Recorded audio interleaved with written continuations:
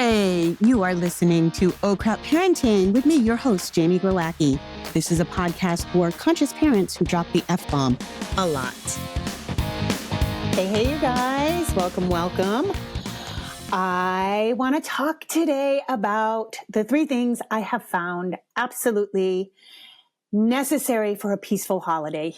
And I mean the actual holidays. So I'm recording this before Thanksgiving because that's the next big one. But this applies to any party, event, we're in the season now. After Halloween, it's game on, right? So I am very excited because I love talking about the holidays. I love the holiday season. And a lot of that is because my child is bigger now. So I really loved ditching Halloween decorations. That was like such a big thing when he was little. And so I do a few minor things around the house. But, if you guys have been following me for a while, like I've minimized Christmas and just the holiday season in general and made it just more cozy. Hygge is the Danish word for cozy. It's like it doesn't translate exactly, but it's like making something sweet and cozy. And that's what I focus on during the holidays. And when you have little ones, it can be so challenging because they're so erratic and you never know which version of them you're going to get. So here are the top 3 things that I think make for the most peaceful holiday events. So, number 1, have your child eat before the event. I don't care if it's Thanksgiving. I don't care if it's Christmas. Whatever event it is, make sure you have nourishing food all day, if not a few days before. So we want their bellies full of, I said this before Halloween. We want their bellies full of, protein, fat. I love roasts. Anything, fatty meat, I think is the best. It curbs sugar. It's got lots of vitamins and minerals, and it's awesome. So make sure that happens. And on something like Thanksgiving, just have a nutritious breakfast, whatever that looks like for you guys.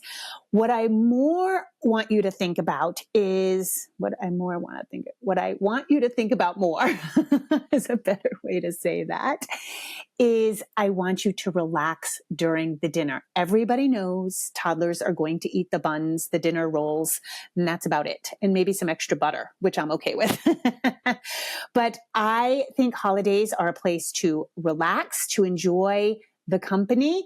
And this isn't the place to assert your food stuff. And I say that coming from a place of a parent who was very cautious in the first 5 years of what Pascal ate. I just was. I kept a tight rein on things because his brain was growing and developing. And I wanted those first 5 years to be really under his belt. Then, of course, he hit, other people's houses and stuff. So I controlled a lot of that, but I always let loose on holidays. It was not the time for me to espouse my views on childhood nutrition or what we do in my house. And I think sometimes when we gather with family, we have many people probably who don't agree with our parenting style, don't agree with our parenting choices, don't agree with our food choices. Oh, live a little, that kind of thing. But I really do firmly believe unless your child has, an allergy or is highly reactive, or you've, prepared stuff ahead of time for them, which, if you have allergies or situations like that, that can happen. So I'm not saying you have to do this, but if you're like me, my child had no huge, big things. I think it's a great place to just relax all the rules. And so if all they want is pie, I think it's okay. You get the nutrition in them early in the day and then let it go. I really know because I was an outlier in my family as far as I was parenting in a new way, a new paradigm. I'm the family black sheep. I'm the wackadoodle. Everybody's like, okay, sure. I'm the one who's like, eat real butter, not margarine. And my whole family's like, oh, please pass the poison on to, they really bust my balls about it. But I am the healthiest of all of them. So that's all I'm going to say.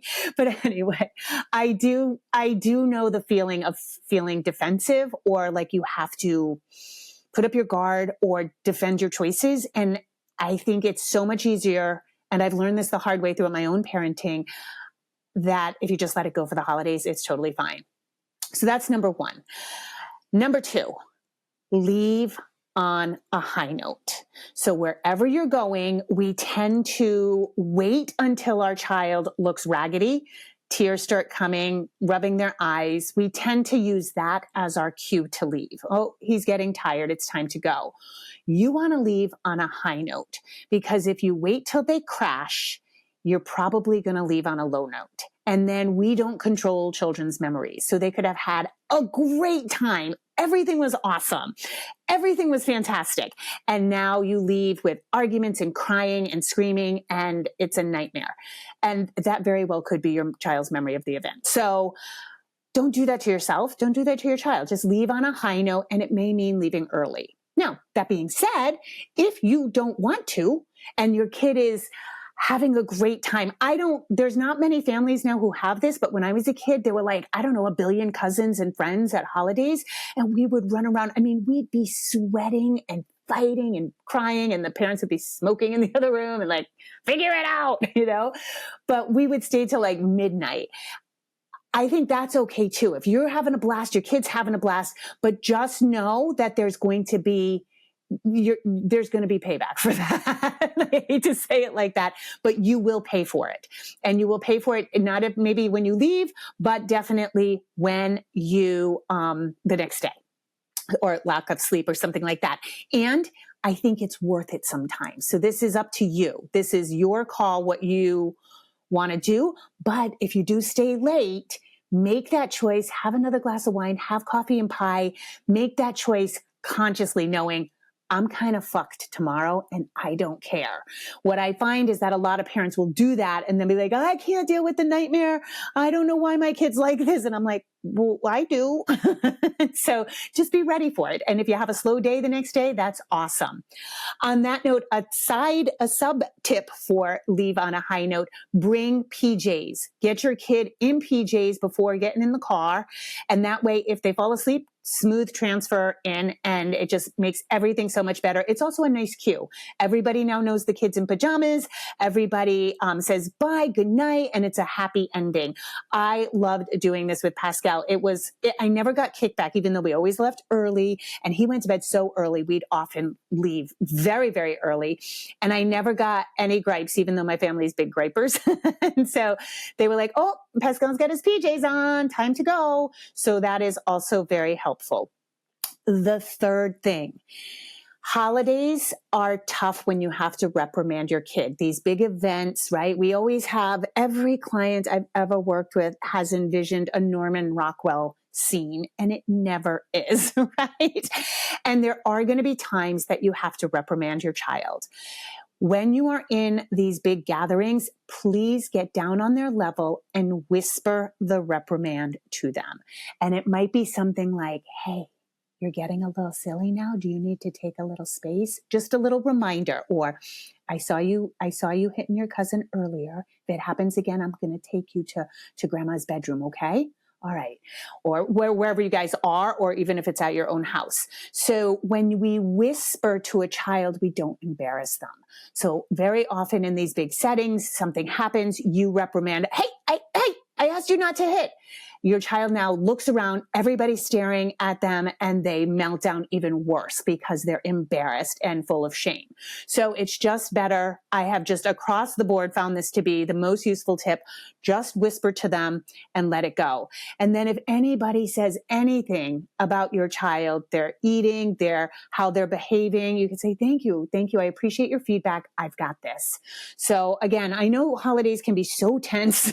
It just depends on your situation, and everybody's is so different.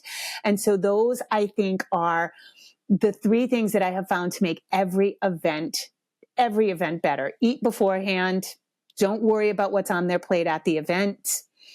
Leave on a high note with their PJs on, and whisper any reprimands. If you guys have any tips to share, I would be thrilled to hear them. And that's it. I'm going to make this quick and dirty today because I know we're in the season and you got things to do. So rock on. As always, I appreciate you listening. Have a beautiful day. Okay, bye everyone. Just a reminder, if you need additional resources, I have Oh Crap Potty Training. I have Oh Crap, I Have a Toddler. Those books are available everywhere you want to find a book.